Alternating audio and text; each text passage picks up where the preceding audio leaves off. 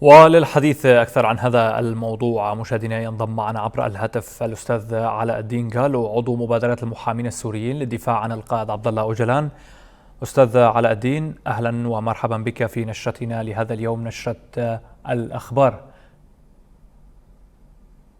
أهلا وسهلا بكم وبجميع متابعي قناة روجافا. أهلا بك أستاذ علاء الدين. يعني نرى هناك صمت دولي مريب حيال العزلة المشددة على القائد عبد الله أوجلان من قبل السلطات التركية، وأكثر من 3 سنوات لم نسمع أو حكومة العدالة والتنمية تتكتم عن أي أخبار عن القائد عبد الله أوجلان، وأيضا مدى تأثر الملايين حول العالم وانضمامهم لهذه الحملة العالمية.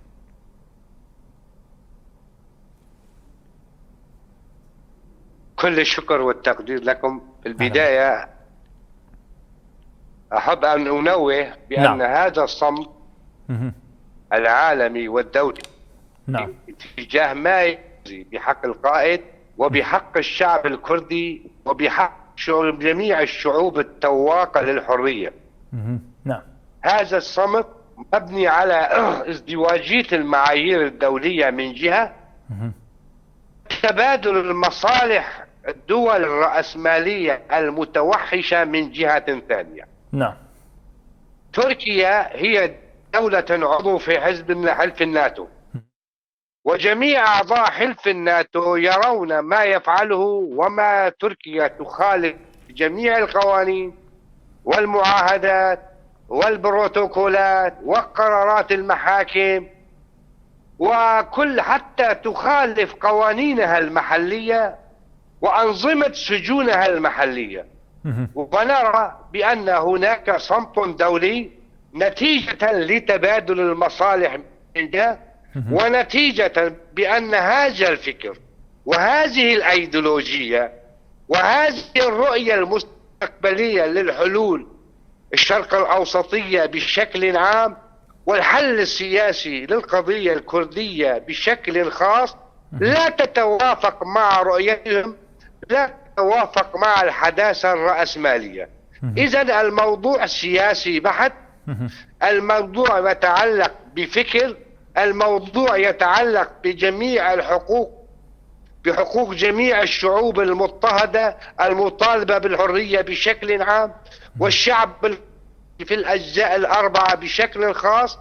الموضوع يتعلق بحل الأزمات الشرق الأوسطية نتيجة هذا النهج وهذا الفلسفة وهذا الفكر الذي وضعه منذ عشرات السنين وحتى قبل أن يختطف ويحتجز، لأن أفكاره وأيديولوجيته كانت أحد الأسباب الرئيسية في خطفه واحتجازه ونقله إلى تركيا بتآمر دولي، وعلى رأسها الولايات المتحدة الأمريكية وإسرائيل والمملكة المتحدة لندن وتركيا وعدة دول أخرى. طيب أستاذ علاء الدين، برأيك يعني هل هذه الحملة التضامنية التي انطلقت من أكثر من 110 مراكز حول العالم، انضمام الملايين إليها من كافة المكونات، سيواجه تركيا أو ستواجه تركيا رد فعل دولي حيال هذه العزلة المشددة؟ طبعا نحن في المبادرة السورية محامين السوريين للدفاع عن القائد أوجلان والحملة العالمية للحرية الجسدية للقائد عبد الله أوجلان، والتي تصادف بداية الذكرى 46 لتأسيس حزب العمال الكردستاني، وصادفت منذ يومين أو اليوم العالمي لمناهضة العنف ضد المرأة. نحن بدورنا نريد أن نصل هذه الحقائق إلى كافة الشعوب، إلى كافة الدول. الحملة العالمية، هذه الحملة نحن أصحاب حق، أصحاب قضية. نحن نطالب بتطبيق القوانين الدولية، نحن نطالب بتطبيق قانون حق الأمل والتي تركيا وقع فيها. قانون حق الأمل بات يعرفها والداني، إما بمرور 20 سنة على السجن المؤبد، أو إذا تجاوز سن المحكوم عليه 70 من العمر فينطبق عليه حق الأمل.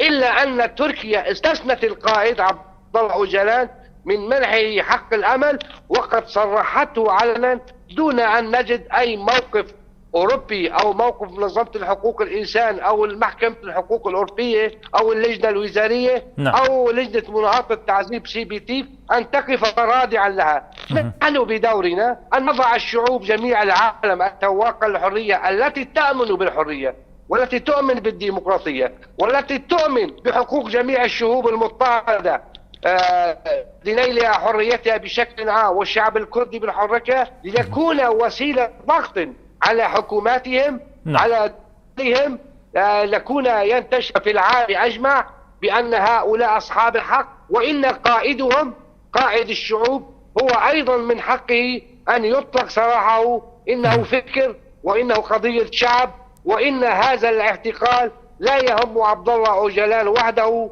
ولا حزب العمال الكردستاني وحده، وإنما يهم جميع الشعوب التواقة للحرية بغض النظر عن العرق أو الدين أو المذهب أو المعتقد. طيب أستاذ علاء الدين، قبل أن أختتم هذه المداخلة الهاتفية، هل من كلمة تود توجيهها من عبر منبرنا؟ نحن بدورنا وباسم مبادرة المحامين السوريين للدفاع عن القائد عبد الله أوجلان نطالب جميع المؤسسات والهيئات والمنظمات الحقوقية والإنسانية الدولية والإقليمية والأممية بشكل عام والمنظمات المحلية بشكل خاص أن تأخذ دورها الفعال، وأن نصل صوتنا إلى أي منتدى ديمقراطي أو إنساني أو محكمة أوروبية أو CPT، لجنة مناهضة التعذيب، لجنة مبادئ حقوق الإنسان السامية، نقاط ومراكز هيئة الأمم المتحدة في أي دولة في العالم. نحن نريد أن نصل أوصال صوت الحق وإيصال الحقيقة، وسنناضل ليلا نهارا إلى أن ينال القائد الشعوب حريته الجسدية، ومتى نال القائد حريته الجسدية فتنال كل الشعوب التواقة لحريته ونيل حقوقه، ويكون نقطة البداية للحلول السلمية أينما كانت وأينما وجدت في الشرق الأوسط بشكل عام، وفي حل القضية الكردية بأجزائها بشكل خاص، وفي سوريا هذه الأزمات بشكل خاص. فالحلول موجودة وكل شيء موجود، إلا أن الدول الرأسمالية الاستعمارية تقف ضد هذه الحلول لأنها لا تصب في مصلحتهم ولا تصب في مصلحة حداثة الرأسمالية العالمية. نعم، عبر الهاتف كان معي الأستاذ علاء الدين قالوا، عضو مبادرة المحامين السوريين للدفاع عن القائد عبد الله أوجلان. أستاذ علاء الدين، أشكرك جزيل الشكر.